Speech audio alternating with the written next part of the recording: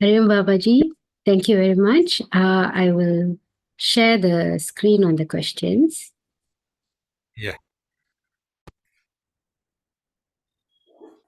Babaji, the topic today is in relation to religion and spirituality.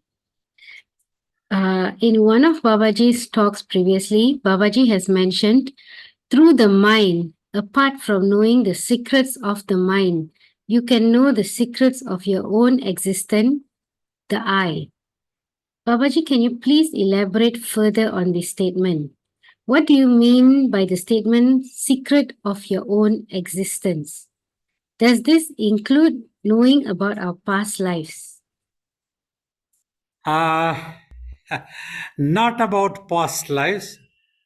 That is not needed actually.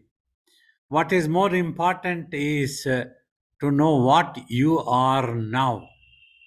So, but just now, generally humans and everybody is preoccupied with their mind's imaginations. Mind is fully like a chatterbox for 24 hours.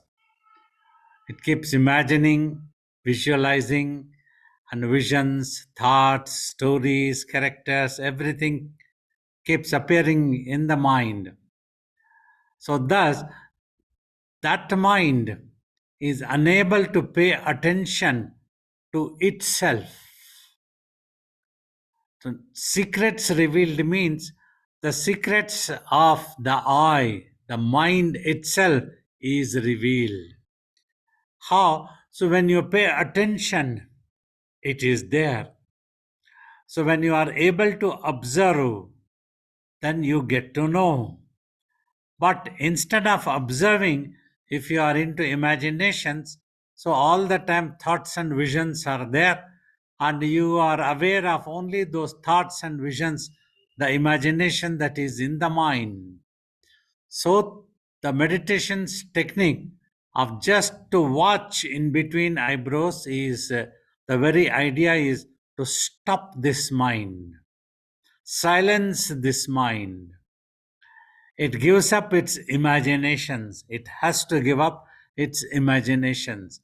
No more thoughts or visions. They are not useful to know the self. They can be useful in this world for judgment, for analyzations, for all these things. So, thus, you will not lose the mind. Nobody need worry about it. The mind is always there. If you practice meditation sincerely, you will simply regain control over your mind and regain your form of pure consciousness, awareness about yourself. So that's what we tell you will come to know about yourself when you practice meditation. Once the job is done, and whenever you need to think, you can always think. So finally, what we are talking about, the mind is nothing but you. You are into imaginations, you are thinking, and you are preoccupied with your own imaginations. All your attention is on the things of that is in the mind. Visions and thoughts and characters and stories, a world, universe, everything is there. If that is stopped, so these thoughts and visions gets dissolved if you just watch them. You do not repeat any mantra, just watch them. Once it dissolves, the mind becomes totally silent, and then you become aware of your real self. Your attention turns to yourself. As I told you, are made up of consciousness and energy. Consciousness means wherever you are able to apply, you become aware of that existence. So when your mind totally stops, becomes silent, you are able to apply your attention to yourself, and you come to know about yourself. You become aware of yourself as that beautiful soul, what is recognized as Atman, as the eternal entity that you are. Thank you, Babaji. The next question. There are many methods of worship and rituals, but always the main thing that has been advocated is applying your mind. If the mind is not applied, it doesn't get purified, it doesn't get controlled. Babaji, there are individuals who misinterpret their religion, resulting in them propagating violence and harm to other people who do not share the same religion with them. It is, it is part of their worship and rituals. Is such teaching a misinterpretation or misunderstanding of the truth? There are individuals that have been nurtured since young to practice such religion, and therefore they may apply their mind when performing such violent acts. Babaji, does this mean that their mind gets purified also? Why are there such teachings or religions? And what is the best attitude for us to have when dealing with all the different religions and teachings around us? Uh, Religion has no place for any violence at all, any dislike or harming anybody else. This is a totally misunderstood concept, misinterpreted, misguided elements. They indulge in these type of things. It is not necessary at all. First thing, need to understand religion. Religion, I have told before also, is taken from the Latin word meaning obligation. Obligation means your duties. The same thing, dharma, also meaning your duties. Kartavya is the word. So that's what one needs to understand. Now, what is the duty? To be religious means what is it? That duty is every one of you, every individual, everybody. Swamiji used to tell triple responsibilities. You have a physical body, you need to take care of the health of the physical body. Then you need to take care of the mind's health, mind that is real you. So, mind healthier means what way? First thing, it should be silent and remain in itself. That is the healthiest status of the mind, of yourself. You remaining in yourself, in the stillness, in the quietness. That is what is recognized as the ultimate truth, divinity, all these things are the Atman. So, this is the duty that needs to be achieved. So, if it is not in that self, that means it has gone away from itself in imagination. That means it is a mistake. That mistake is recognized as sin. In fact, that's what our opinion is. When you move away from yourself, from the awareness of yourself, you have committed a grave mistake. So, why this grave mistake means? Then you are likely to misinterpret and make others also misunderstand and misbehave in this world. One can become unnecessarily violent, accuse others. There is no such thing at all. Swamiji was very unique and clear. You can believe God in any form or formlessness, in any name, any form, any way, but do not condemn others' beliefs. That's how your approach should be. No place for any violence at all. So now, second item as we are discussing, this is the most important thing, mind. Mind healthier means this I told that it has to remain in itself, in the silence. That is the status. That is the first thing to achieve important. And then when it has to think, it has to think in a healthier way. welfare of all the worlds. That was how, in our ancient traditions, cultures, prayers were taught. Loka samastha sukhino bhavantu. We don't pray only for our body, our own selves, nothing. We pray for all. In fact, in the mantras that is chanted, all creatures who stand on 4 feet, may there be happiness in them also. All the creatures who may stand on 2 feet, 3 feet, in whichever ways, like this, so many things, whatever they could understand, they have chanted like that. Chatushpade, Dvipade means 2 feeted animals, 4 feeted animals, creatures. They all, may all of them be happy. So, like that, we pray every day. We don't have any hatred, any dislike. We also recognize the fact. So, now the ultimate truth, when you want to worship or adore or remember, you can remember in any way you like. Our great sages are unique. Our masters were very unique. They understood when they realized the space is all pervaded, like the space is all pervaded in the room. They thought anybody can recognize in any way they like. I may like to recognize it as absolute. This room is filled with space. It is absolute. You may like to call it this room is wide with space. It is up to you, no problem.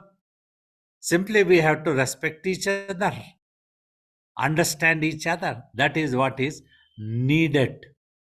That is the healthier way of thinking. We always have to think, if at all we have to think, welfare of the entire world, entire universe, all the worlds. We don't know how many worlds the divine might have created. May there be happiness for all beings. May all beings be happy in all the worlds. That is the healthiest mind, healthiest you, healthiest self. Otherwise, we don't think anything at all. When we are quiet, we are not trying to harm anybody. This also I have told in my talk. Swamiji used to tell, if you cannot help somebody, at least do not harm them. First thing, when you do not harm, when you do not think badly about anything, about anybody, that means you have helped them. So, this is what is important, that is taught in religion. It is what needs to be taught in religion also. That is why you see in today's world, many youngsters, particularly, and many people are averse to the word of religion. We don't want to believe in any religion or religious teachers. They are all frauds, they tell. We don't want to learn about anything about religion. No problem. We don't teach any religion. Means when we tell that we are not religious teachers, like our Swamiji used to tell, we are not religious teachers, we are yogis. We are for entire humanity. That means we don't teach any one particular doctrine. Okay, this is all God, this is all religion. Swamiji never taught any such philosophy. He just wanted everybody to meditate and know the truth. To tell you meditate, then you will know it yourself. And then you tell me what is your nature, what is your religion. Don't simply become a victim of religious prejudices. Somebody has told you something and you start believing it immediately. So when you allow somebody to brainwash you, so how stupidity it is. I hope all of you understand this is. If we simply allow somebody to brainwash us, whereas Swamiji never tried to brainwash. He never spoke about what you are or what the religion means, what this or that. He simply said, you meditate and know yourself. He did not say, I am telling you, know yourself. He told you, meditate and know yourself repeatedly. Meditate and know, only then you will know your real self. If you meditate, if your mind becomes quiet. So when we are able to achieve this status, automatically the third responsibility, upholding moral values, consideration to each other. We will be able to consider about each other. in a very better manner. So a perfect human being will be able to uphold the human values actually. So where is the place for violence? Where is the place for dislike? Where is the place for any arrogance, ego, selfishness, narrow-mindedness? All these would have vanished and flown away when you practice meditation in its real sense. So this is important to understand. Thank you, Babaji. The next question.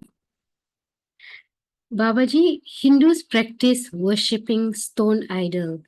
However, this practice is often mocked or ridiculed and criticized by other religions.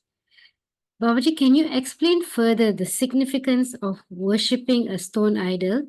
Can you also share with us how we should respond to such criticism? There are many who question our practice of Abhishekam, with some claiming that the same milk pot on the statues can be used to feed the poor, therefore claiming that we are practicing food wastage. Babaji, can you share with us the significance of Abhishekam and what is the deeper meaning behind this practice? You see, the divine, all the ultimate truth is all pervaded. But we need some symbol, some symbolizing something. So that symbol, every religion select based on their cultural backgrounds when they come across the truth. But simply, they should not think that is all the truth. Means one should not become a frog of the pond. In Sanskrit, it is known as Kupa Mandukam. Kupa means well. Kanar, you all understand? Well. So, the story that Swamiji also told us was the frog used to live in a well, small well. So it had lot of ego and arrogance. One day what happened? A frog from the ocean accidentally came and fell into the well. So other frogs were asked to bring that frog which came from the ocean. The king frog asked, "Where are you from? Who are you?" It says, "I have come from ocean." But then this frog tries to jump a little bit. Oh, what nonsense your ocean is.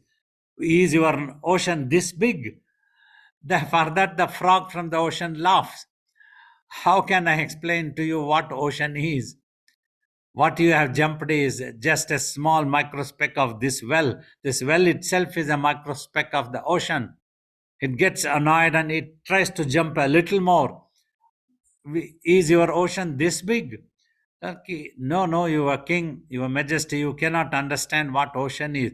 You are unnecessarily jumping little bit here and there. Then it gets annoyed and it says, throw away this frog. There is no ocean that exists. We should not care for this. This type of frogs should not be admitted here. If it doesn't go, kill this frog, it says. So, like that, this is what these people tell when they become violent or they criticize others. Our beautiful culture was like that.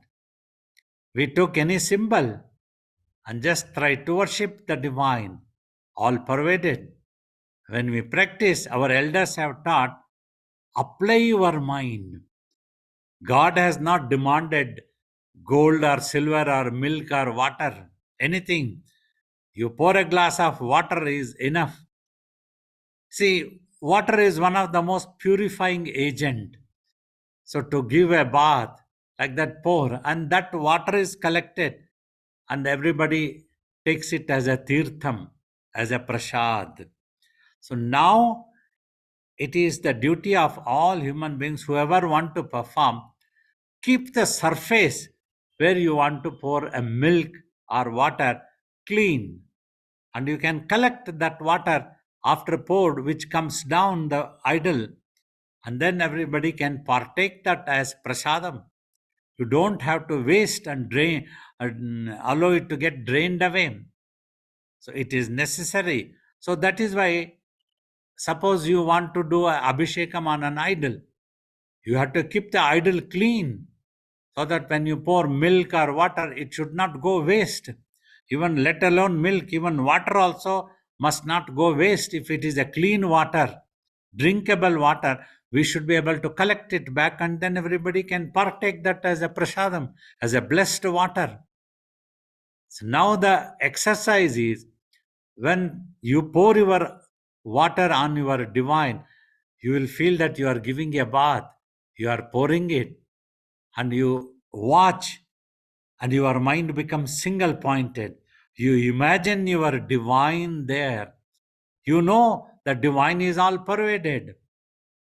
And when you do the abhishekam, hundreds of other people also can stand and watch the abhishekam, and they all enjoy. Water or milk is poured on our God. For them, it is not a stone, it is not simply an idol, not even simply a sculpted idol. It is the divine. It is our God who is there. It is our Swamiji who is sitting there for us. So, any such surface is selected so that we are able to do Abhishekam. Otherwise, there are other things like the photo, any such thing that we keep, like our Guru's photo, we keep and do worship. For that, we can just offer flowers. From a distance, we can offer some incense sticks and do arati with a camphor, karpuram, like that also, any of these exercises. But what we need to understand, these are all not hard rules. Suppose you don't have incense sticks, you have only camphor. You just do it with camphor. No problem, God will not get annoyed. If you don't have camphor, you just do it with flowers. Offer two flowers. If you don't even have flowers, Swamiji used to say, just fold your hands. At least you have hands. Even if your hands are cut, also you can raise your hands in the posture of doing namaskaram. That is all God needs. What God wants is your mind. He has never demanded, without gold you cannot do abhishekam, without milk you cannot do abhishekam. There is no such thing. No need of milk. You just pour water is enough. But remember this point, the surface should be very cleanly kept, neatly kept, so that, and also we should make arrangement that we are able to collect that water also. We should not waste the water also unnecessarily. We can collect it and partake it as a prasadam.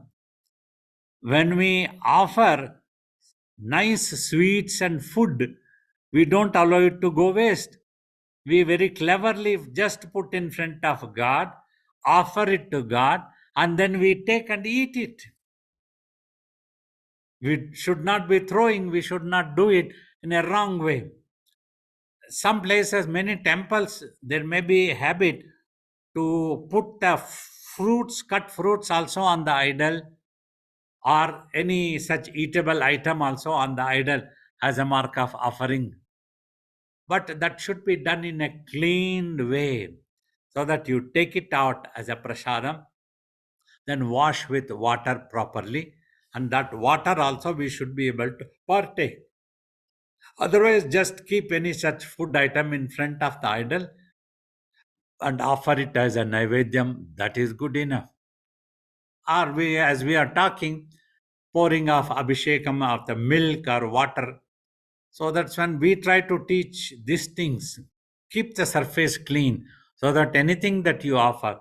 Usually there are traditional practices of offering panchamritam, ghee, honey, sugar, yogurt, and milk. All these things are offered. You offer, but do not do it in such a dirty way from your hands, your dirty hand. You must do it in a cleanly way so that you can collect them back and everybody can partake as a prasadam, offered prasadam as a tirtham. So that's what's important. Or just use milk, or just use water is enough. No need of milk. God doesn't mind. He has not demanded anything. It is our own practice. So there is nothing wrong in it. Abhishekam.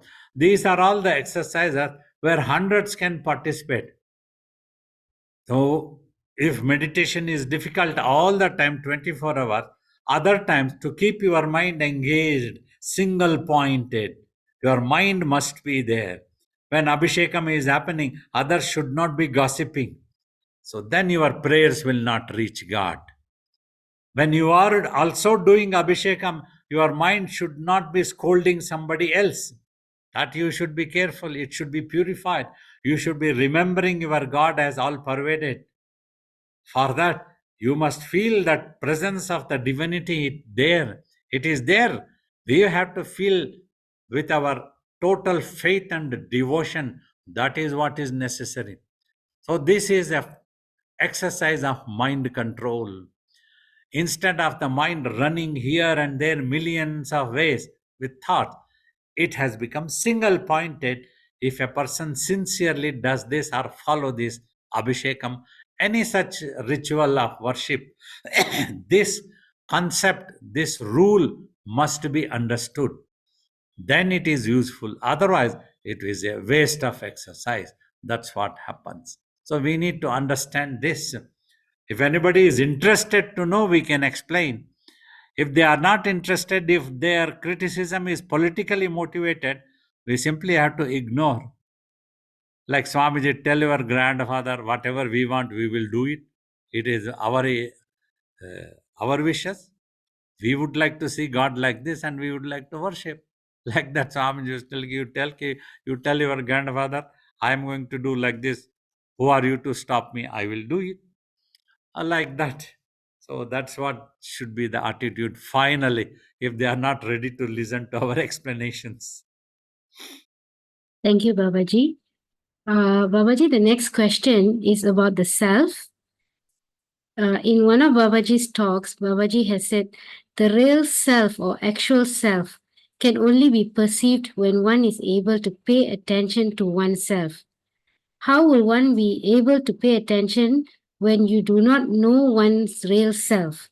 The mind itself consists of consciousness and energy, which is infinite, which is not visible to the naked eye. You will only succeed in getting to know the real self when you succeed in keeping the mind totally quiet.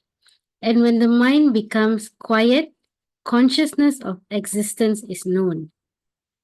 Babaji, are we therefore living in a make believe world if we do not discover our real self? Yes, that is why a guru disciple relationship is recommended. This is where a guru comes in to teach, to guide, to be a torchbearer. That's what Swamiji used to tell. Sometimes a guru means you are walking on the road. Suddenly you might be arrogant. You might tell, I don't need anybody to guide me. I know this road goes and I will be simply going. But suddenly you come to a circle from where a road goes to east, a road goes to west, and a road goes to north. Now you are confused which way I have to go. My God. Then you need somebody to guide you, to tell, okay, this is the road that you have to take. Just now, your mind is totally preoccupied with its thoughts. And that is how you don't know how to discover your real self, how to pay attention to your real self, how to know your real self. You don't know. The master comes in. Listen to the master. When you listen, you need to have faith. But you don't have to blindly believe. Follow the methods, adopt them. The master is giving you the technique every day, every time. He makes you to teach, sit for meditation. He tells you this is how you sit. Remain relaxed. He is guiding you. And then watch in between eyebrows. Use your eyeballs to concentrate. Now the question is, are you able to do what your master is guiding you? That's important. You go to school, you go to college, you listen to your master. You don't question why I should believe you, master. Means the master will ask you to now you go away, then you don't want to believe me, you get out of this class. Why are you wasting others' time? But we don't want to tell like that one rudely or arrogantly. So, but you have to believe, right? Afterwards, when you gain experience, you will understand that was what the truth that the master was teaching. Like here, master guides how to pay attention. You have the power to pay attention, but you are busy somewhere else. So, your master has come. If you are busy talking in the cell phone to your friend, that means you are busy. You don't have time to listen to the master. And you have called the master to teach you meditation. A master wants to pull you up a little bit. Can you please put this cell phone to silent mode or aeroplane mode, any such thing, so that when I teach you, you can listen to me? It is not that you will be busy talking to your friend. No, I am just talking to this wall. All of you are sitting here, 60, 70 people. You all need to pay attention when I am answering the question. This is a teaching. Answering a question is the teaching what we learned from our master. That is important. So, thus, you have to practice what the master says. Master is saying, you achieve the silence of the mind. You achieve the watching it between eyebrows. Practice like that with all the patience, dedicate and have disciplined approach. Regularly you practice. While practicing, don't think of this and that and what and all those things. Just now, you have to learn meditation, you have to practice meditation, you have to know yourself. You don't have to bother about how many lives there were, how many lives there is going to be. That is not now. That can be bothered afterward. You will know the truth yourself if you practice meditation. That same thing Swamiji also told. Don't become a victim of religious prejudices. Somebody has told something, and that's what you have to be. And the person is going round the town, round the town, round the town to find milk. He couldn't find milk and he is unable to do Abhishekam. 100 years have passed by, he is still going around, he is unable to find milk. So tells his master, I could not worship my God. I could not meditate also because I am looking for milk. Without milk, how can I meditate? How can I do Abhishekam? The master scolded, idiot, you could have taken a glass of water. If the water was also not there, you could have simply sat and meditated. There was no need for going around to find milk only. There is no such rule. Did God come and ask you that you have to pour milk on me, then I will give you self realization? No, he said, ki, become quiet mentally. In that stillness, know that I, that consciousness of I, is the truth of existence. That's why we keep giving clue also. Like you see, amongst millions of thoughts that you have, there is one thing. You always have the feeling that you exist. That is the consciousness of existence. But just now you are unable to notice because your mind is diverted to millions of thoughts that is in the mind, which is creating you depression, pain, stress, confusion, and so on and on and on. So much of things are there. So you are unable to pay attention. Stop your mind from thinking means you stop thinking, in other words. That is the truth. And then see, you will know yourself. Stop watching this movie. You will remember you are just sitting and watching the movie. You are not agreeing to stop the movie. And then you are blaming me that you are unable to know yourself. Stop the movie. That is in your mind. Stop that world. Stop that mind.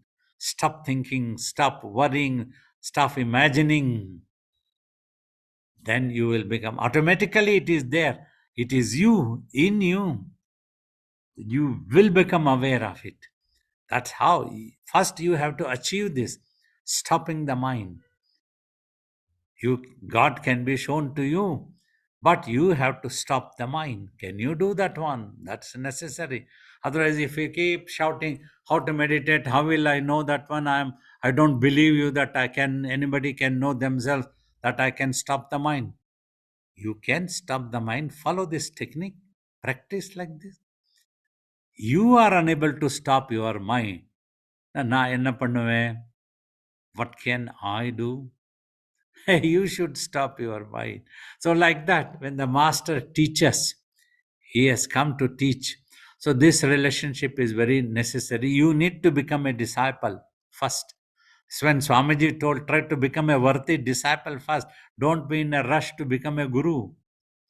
When we ourselves don't know the truth properly, we should not try to teach others. That's why Swamiji said, first you need to achieve self-realization. Mentally, you have to become quiet. Then you can teach others. That's very important, right? So this is how a master is needed and a master teaches. If you pray to God, you will be guided to the master, or the master will come to you. First, you need to be sincere is very important. Then you will definitely find your master. You will not compromise on any other things until you are not guided to know the self transparently. Then you will understand, this is the right master. This is what I wanted. The master comes and gives you, I will give you a lottery ticket. Don't worry, you go today. Oh, you will worry. This lottery ticket is not the reason I came. I came for self realization, and this master is telling that he will give me lottery ticket. I came for self realization, and this master is telling that you are something else in your previous life. You will already realized. What is the use if I was realized in my previous life?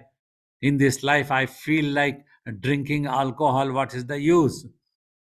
Guide me, Master. What should I do to become self realized in this life, here, now? That is what is wanted. We don't need so many other lives. It's important for you to know what you are now. Don't bother for a while about your other lives. No need. You need what you are now. Got it? Thank you, Babaji. Babaji, there is one question in the chat. Can I read the question? We'll take this last question, please, Anne. Okay, thank you, Babaji. With regards to divine guidance, at what point do we realize that the decision taken is guided by God? Can Babaji please explain? When your mind is not confused, it is a clear consciousness. It is not stressed out.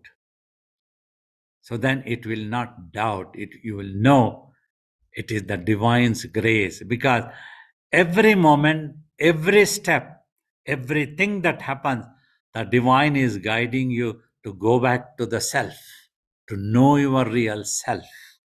That will come only when your mind becomes clear.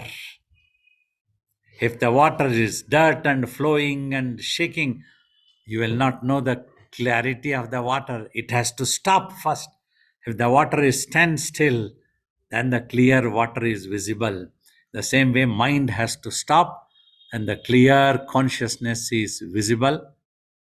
Then you will know that was the divine's grace. We all did like that when our minds became clear, stopped. Then we understood everything for the last 70 years at least, when this body has come, that the divine did, the divine master did. At that time, we might not have felt very comfortable or happy, but now we are happy that that thing happened then. It's clear it was the divine's grace that was all the time coming. We refused to notice. We took time to notice or understand. We took so much of time to understand. So, mind's clarification, clear, is very necessary. When your mind becomes clear, so that's why meditate first. Then you will understand the grace of the divinity is always there. Swamiji also used to tell, all great masters have told, the Guru's grace is always flowing. You have to build the dam called faith and devotion. Then your consciousness becomes the catchment area. So wonderful for giving me an opportunity to share my experiences and what my Guru taught me. Follow them and don't forget, you all practice meditation sadhana. Yeah, I can see all of you sitting here. My love and blessings to all of you. Now it is time for me to disappear for a while. We'll come back again in the next sessions. Okay, right? Thank you, Babaji. Bye bye. May you all be blessed.